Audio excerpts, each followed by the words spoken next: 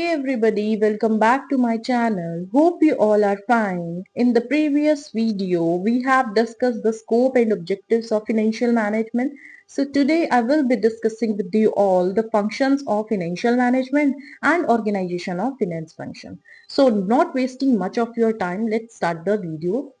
First topic हमारा आता है आज की डिस्कशन का, that is functions of financial management. Basically जो फंक्शंस हैं फिनेंशियल मैनेजमेंट के, उसमें सभी फिनेंशियल एक्टिविटीज को प्लान, ऑर्गेनाइज, डायरेक्ट, कंट्रोल किया जाता है सो दैट जो फिनेंशियल मैनेजर है वो सभी फिनेंशियल एक्टिविटीज की देखरेख करे as per the rules and regulations जो भी बनाए गए हैं फॉर परफॉर्मिंग वेरियस एक्टिविटीज. इससे क्या होगा, जो लॉन्ग टर्म प्रॉफिटेबिलिटी है बिजनेस की वो बनी रहती है. तो यहाँ पर कुछ एक्टिविटीज हैं, कुछ फंक्शंस हैं जो एक फाइनेंशियल मैनेजर जो है वो परफॉर्म करता है अंडर द फाइनेंशियल मैनेजमेंट. तो सबसे पहले आता है एस्टिमेटिंग द कैपिटल रिक्वायरमेंट. नाम से ही क्लियर हो रहा है, कैपिटल रिक्वायरमेंट, जितनी भी कैपिटल रिक्वायरमेंट है उनका एस्टिमेशन लगाना. और कौन लगाएगा? हमारा यहाँ पर फाइनेंशियल मैनेजर लगाएगा. तो estimating the capital is very essential to determine the कि कितनी कैपिटल जरूरत है ऑर्गेनाइजेशन में, कि how much of the capital is required in the firm, किस लिए, to purchase the fixed assets. Moreover आप किसके लिए कैपिटल की जरूरत पड़ सकती है? टू मॉडर्नाइज और एक्सपैंड द बिजनेस. और मोर ओवर आपको जो भी वर्किंग कैपिटल मैनेजमेंट के रिगार्डिंग या वर्किंग कैपिटल रिक्वायरमेंट के रिगार्डिंग जो भी पैसा चाहिए वो भी कैपिटल के थ्रू ही अरेंज हो सकता है. तो ये डिफरेंट एक तरीके से जरूरतें थी जो हम कह सकते हैं कि हमें कैपिटल की जरूरत होती है ऑर्गेनाइजेशन में. तो इन कैपिटल रिक्वायरमेंट्स को पूरा करने के लिए यहाँ पर जो फाइनेंशियल मैनेजर है वो ये डिसाइड करेगा कि कितने टाइम के लिए उसको जो फंड्स हैं उनकी रिक्वायरमेंट है. यहाँ पर ड्यूरेशन बहुत मैटर करती है, क्योंकि यहाँ पर जो फाइनेंशियल मैनेजर है वो ये डिसीजन लेता है कि लॉन्ग टर्म एसेट्स में इन्वेस्ट किया जाए या शॉर्ट टर्म एसेट्स में इन्वेस्टमेंट किया जाए. अगर लॉन्ग टर्म एसेट्स में इन्वेस्ट किया जाए यानी लॉन्ग टर्म यानी बहुत लंबे टाइम के लिए आप वो एसेट्स को एक्वायर कर रहे हो काम को पूरा करने के लिए. शॉर्ट टर्म की बात करें तो ड्यूरेशन जो है वो कम है. ठीक है, तो यहाँ पे ये डिसाइड करता है हमारा फाइनेंशियल मैनेजर कि कौन सा जो है सोर्स हमें चूज करना है, लॉन्ग टर्म सोर्स या शॉर्ट टर्म सोर्स. दूसरी चीज यहाँ पर आएगी पर्पस, कि किस पर्पस के लिए वो फंड हमें रिक्वायर्ड है. वो भी डिपेंड करेगा कि ड्यूरेशन क्या है उस पर्टिकुलर खर्चे की. तो उस हिसाब से सोर्स ऑफ कैपिटल यहाँ पर चूज किया जाएगा या एस्टिमेशन लगाया जाएगा कि इतना टोटल हमें कैपिटल की जरूरत है. इससे क्या होगा, जो बिल्कुल एक्यूरेट कह सकते हैं हम, एक्यूरेट एस्टिमेशन आएगा, उससे हम इजी हो जाएगा, हमें ऑर्गेनाइजेशन को इजी हो जाएगा कि वो एक तरीके से एक पर्टिकुलर अमाउंट यहाँ पर बताया जा सके कि हमें इतना ही रिक्वायर्ड है और इतने ही हमें फर्दर इन्वेस्टमेंट करनी है या फर्दर हमें फंड एक्वायर करने हैं. ठीक है, तो यहाँ पर एक्यूरेट एस्टिमेशन से क्या होगा, जो रेवेन्यू कैपेसिटी है ऑर्गेनाइजेशन की वो भी ऑटोमेटिकली इंक्रीज हो जाएगी. क्योंकि आप अगर एक्यूरेट एस्टिमेशन नहीं बताओगे, थोड़ा सा ज्यादा बता दिया, थोड़ा सा कम बता दिया, तो वो अच्छा नहीं रहेगा ऑर्गेनाइजेशन के लिए. और इससे क्या होगा, जो फंड्स भी एक्वायर करेगा ऑर्गेनाइजेशन वो भी ओवर यूटिलाइज हो जाएंगे या अंडर यूटिलाइज हो जाएंगे यहाँ पर. ठीक है, तो दोनों ही सिचुएशन आ सकती हैं ऑर्गेनाइजेशन में. तो एक्यूरेट एस्टिमेशन जो है यहाँ पर बहुत ज्यादा जरूरी है to increase the revenue capacity of the firm. Next fourth point आता है प्रोक्योरमेंट ऑफ फाइनेंशियल रिसोर्सेज. इस स्टेप के अंदर जो फाइनेंशियल रिसोर्सेज हैं उनको एक्वायर किया जाता है to meet the organisational needs. यहाँ पर जो डिफरेंट सोर्सेज हैं जिनको सिलेक्ट किया गया है उनकी इवेल्युएशन होती है बेसिकली. और इवेल्युएशन किन बेसिस पे होती है कि कॉस्ट फैक्टर क्या रहेगा, रिस्क फैक्टर क्या रहेगा, इन्वेस्टर्स कौन होंगे, और उस पर्टिकुलर सोर्स के रिगार्डिंग जो हम जिससे भी हमने फंड रेज करना है, चाहे वो कोई भी सोर्स हो, उसकी मार्केट कंडीशन क्या है, उस टाइम पे जो मार्केट कंडीशन है वो क्या है, और गवर्नमेंट की पॉलिसीज क्या है. तो ये कुछ पॉइंट्स हैं जो हम ध्यान में रखते हैं. इसके अलावा एक बार अगर ऑप्शन फाइनल कर दिया जाता है कि हमें ये पर्टिकुलर सोर्स से फंड रेज करता है, उसके अलावा भी कुछ एडिशनल स्टेप्स हैं जो एक फाइनेंशियल मैनेजर लेता है, जैसे कि प्रोस्पेक्टस इशू करना, या फिर हम कह सकते हैं क्रेडिटर या किसी फाइनेंशियल इंस्टीट्यूशन से जो भी लोन दे रहे हैं उनसे डिफरेंट टर्म्स एंड कंडीशंस पर नेगोशिएट करना, बातचीत करना और एक पर्टिकुलर डिसीजन पर लेकर उनको आना. ठीक है, नेक्स्ट स्टेप आता है टेकिंग इन्वेस्टमेंट डिसीजन और यूटिलाइजेशन ऑफ फंड. यहाँ फंड्स को प्रोक्योर करने के बाद, एक्वायर करने के बाद यहाँ पर इन्वेस्टमेंट डिसीजन लिया जाता है कि हम वो फंड जो है किस तरीके से यूटिलाइज करेंगे और कब मतलब बेसिकली उसका प्रॉपर यूटिलाइजेशन होगा। यहाँ पर आफ्टर प्रोक्योरिंग फंड्स जो फाइनेंशियल मैनेजर है वो वेरियस टेंजिबल और इंटेंजिबल एसेट्स में इन्वेस्ट करता है so that return on investment can be maximise. और यहाँ पर जो प्रॉपर कैलकुलेशन है रिगार्डिंग द रिस्क और रिटर्न ऑन इन्वेस्टमेंट वो की जाती है और ये इंपॉर्टेंट भी है to prevent the losses. So various ventures में एक तरीके से इन्वेस्ट किया जाता है after allocating the funds for the safety of the investment. और इसके अलावा while taking the allocation decision जो फाइनेंशियल मैनेजर है वो 3 प्रिंसिपल्स को ध्यान में रखता है regarding the liquidity, safety and profitability of financial resources. कि जो भी फाइनेंशियल रिसोर्सेज हैं they should be liquidate, they should be safe and they should be profitable. Okay, next 6th point आता है disposal of surplus funds or profit. After investment and after various expenditure जो भी surplus profit बचता है उसका यहाँ पर decision लिया जाता है कि वो जो सरप्लस फंड्स हैं या प्रॉफिट्स हैं उनको किस तरीके से डिस्ट्रीब्यूट किया जाएगा ऑर्गेनाइजेशन में। अब 2 तरीके हैं, या तो उन फंड्स को as a dividend shareholders को डिस्ट्रीब्यूट किया जाए, या दूसरा यहाँ पर जो है रिटेन्ड अर्निंग्स को री इन्वेस्टमेंट पर्पज से जो है ऑर्गेनाइजेशन में रखा जाए। तो ये 2 तरीके हैं कि एक तरीके से तो यह है कि फंड रिटेन करे, दूसरा डिविडेंड को डिस्ट्रीब्यूट कर दे। तो यहाँ पर ये डिसीजन फाइनेंशियल मैनेजर लेता है आफ्टर स्टडिंग वेरियस पॉइंट्स। ठीक है, सो हम कह सकते हैं कि कंपनी जो है यहाँ पर डिसीजन लेती है रिगार्डिंग द जो भी बचा हुआ सरप्लस है या प्रॉफिट है जो उन्होंने कमाया है। इसके अलावा भी कंपनी कर सकती है, वो क्या कर सकती है, वो जो है सरप्लस जो भी हमारे जो एम्प्लॉयज हैं उनको एज अ बोनस दे सकती है because they help a lot in the functioning of the organisation regarding the various activities. जो भी परफॉर्म है, जो भी काम है वो कौन करता है, एम्प्लॉयज करते हैं, तो उनको भी यहाँ पर डिस्ट्रीब्यूट कर सकती है। फाइनेंशियल मैनेजर जो है वो ये डिसीजन दे सकता है कि कंपनी उनको डिस्ट्रीब्यूट कर दे as a bonus. Next last point आता है, second last sorry, management of cash. अब फोरकास्ट यहाँ पर जो है कैश इनफ्लोज और आउटफ्लोज का फोरकास्ट किया जाता है by the financial manager so that जो कंपनी है वो ना तो एक तरीके से यहाँ पर कैश का ओवरफ्लो हो, ना ही अंडरफ्लो हो, ना ही कमी पड़े, ना ही ज्यादा कैश हमारे पास हो। मतलब कि सरप्लस और शॉर्टेज ऑफ फंड्स को यहाँ पर फोरकास्ट किया जा सकता है।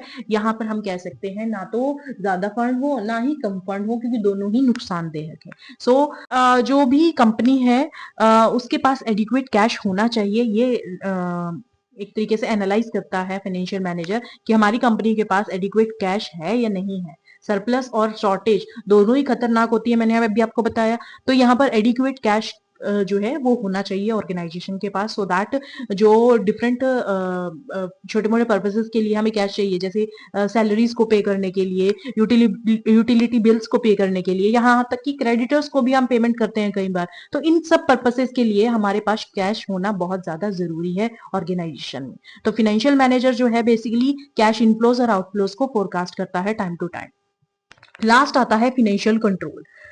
फिनेंशियल कंट्रोल किसका, रिगार्डिंग द कंपनी फाइनेंसेस। अब वेरियस टेक्निक्स जैसे कि financial forecasting, budgetary control, ratio analysis, cost and profit control, internal audits, ये डिफरेंट टेक्निक्स हैं जिनकी हेल्प से जो फाइनेंशियल मैनेजर है वो फाइनेंशियल परफॉर्मेंस जो ऑर्गेनाइजेशन की है उसको एनालाइज कर सकता है कि कंपनी के फाइनेंशियल परफॉर्मेंस कैसी है, और फाइनेंशियल कंट्रोल यानी फाइनेंस की जो भी एक्टिविटीज की जानी है वो डिफरेंट टेक्निक्स के हेल्प से पॉसिबल हो।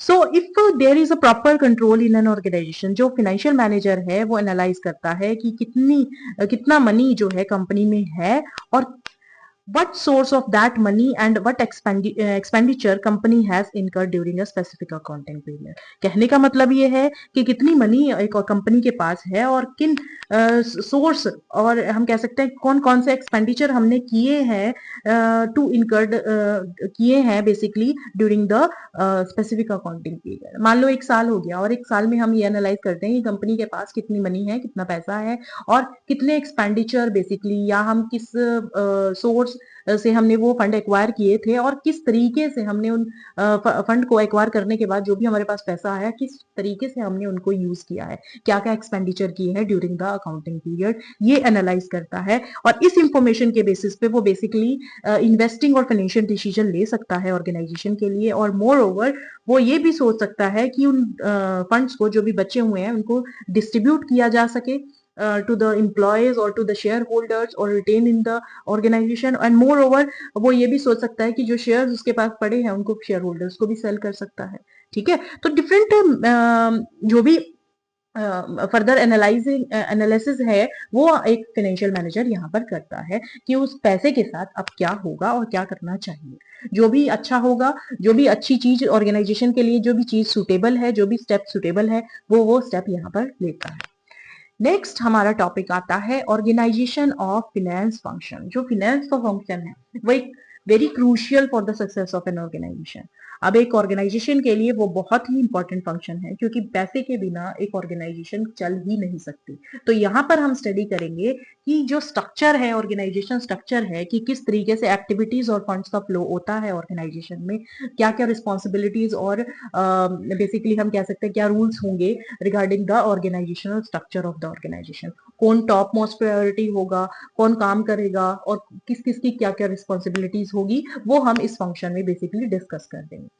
सो बेसिकली मैंने अभी आपको बोला कि ऑर्गेनाइजेशन स्ट्रक्चर जो है किसी भी ऑर्गेनाइजेशन का वो बहुत ज्यादा जरूरी है सो दैट जो फाइनेंशियल रिसोर्सेज है या जो भी इंफॉर्मेशन हमें चाहिए फ्रॉम द लोअर टू अपर और from upper two lower designation, तो वो बहुत ज्यादा जरूरी है सो दैट जो काम है वो स्मूथली चल सके, इफेक्टिवली चल सके और गोल्स को भी अचीव किया जा सके।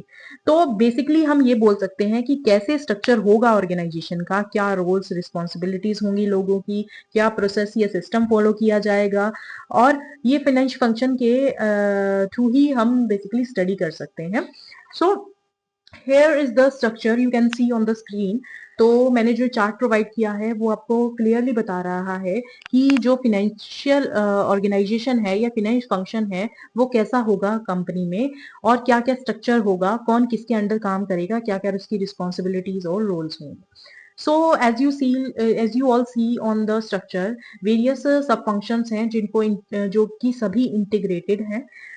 टॉप मोस्ट प्रायोरिटी है board of directors. Board of director एक सुप्रीम बॉडी है। उसके बाद आता है एमडी, मैनेजिंग डायरेक्टर्स। ये दोनों ही टॉप मोस्ट प्रायोरिटीज हैं जो सभी ऑर्गेनाइजेशन के काम को बेसिकली यहाँ पर देखती है। Next to managing directors are various functional manager. हर डिपार्टमेंट के फंक्शनल मैनेजर हैं। जैसे कि मैंने बोला डिपार्टमेंट्स होते हैं ऑर्गेनाइजेशन में। प्रोडक्शन डिपार्टमेंट वो प्रोडक्शन का काम देखती है। पर्सनल डिपार्टमेंट वो एम्प्लॉयज बेसिकली उनको उनकी देखरेख करती है, उनकी जरूरतों का ध्यान रखती है। नेक्स्ट आता है फाइनेंस मैनेजर जो फाइनेंस के रिगार्डिंग काम करती है। नेक्स्ट आता है मार्केटिंग मैनेजर, जो भी मार्केटिंग है, मार्केटिंग प्रमोशनल टेक्निक्स हैं जो भी है कि सेल कैसे होगी, क्या क्या किया जाएगा सेल को इंक्रीज करने के लिए, वो सब मार्केटिंग मैनेजर जो है वो परफॉर्म करता है, वो देख रेख करता है उसकी। तो डिफरेंट डिपार्टमेंट्स यहाँ पर जो है होते हैं ऑर्गेनाइजेशन में और हर डिपार्टमेंट का एक मैनेजर होता है। प्रोडक्शन डिपार्टमेंट का प्रोडक्शन मैनेजर, पर्सनल डिपार्टमेंट का पर्सनल मैनेजर, फाइनेंस डिपार्टमेंट का finance manager and marketing department का मार्केटिंग मैनेजर। और डिफरेंट फर्दर डिपार्टमेंट्स होते हैं। ये बस ये है कि आपको इलस्ट्रेट करने के लिए, आपको समझाने के लिए मैंने 4 मैनेजर्स का ही यूज किया है यहाँ पे। अब यहाँ पर देखा जाए तो जो फिनेंस मैनेजर, हम फिनेंस के रिगार्डिंग ही बेसिकली यहाँ फाइनेंशियल मैनेजमेंट में स्टडी कर रहे हैं, तो हम यहाँ पर डिस्कस करेंगे फिनेंस मैनेजर। तो फिनेंस मैनेजर जो होता है वो यहाँ पर as a treasurer and a controller दोनों का काम करता है ऑर्गेनाइजेशन में under the financial management. Treasurer कौन होता है? ट्रेजरर बेसिकली इस चीज पे फोकस करता है कि फंड्स जो है वो किस तरीके से एक्वायर किए जाएंगे ऑर्गेनाइजेशन में और कैसे मैनेज किए जाएंगे। मतलब कि फंड्स को एलोकेट करना, एक्वायर करना, ये किसका काम होगा? ट्रेजरर का काम होगा। तो यहाँ पर फाइनेंशियल मैनेजर जो है वो एज अ ट्रेजरर भी वर्क करता है। वो अभी मैंने फंक्शंस बताए उनके, उसमें वो क्या करता था, डिफरेंट स्टेप्स उसने फॉलो किए one by one so that जो फंड्स हैं वो एक्वायर हो सके after studying the various sources of capital, और उसके बाद ही वो इन्वेस्टमेंट डिसीजन लेता है सभी पॉइंट्स को ध्यान में रखकर। और एज अ कंट्रोलर भी वो काम करता है। कंट्रोलर का क्या मतलब होता है?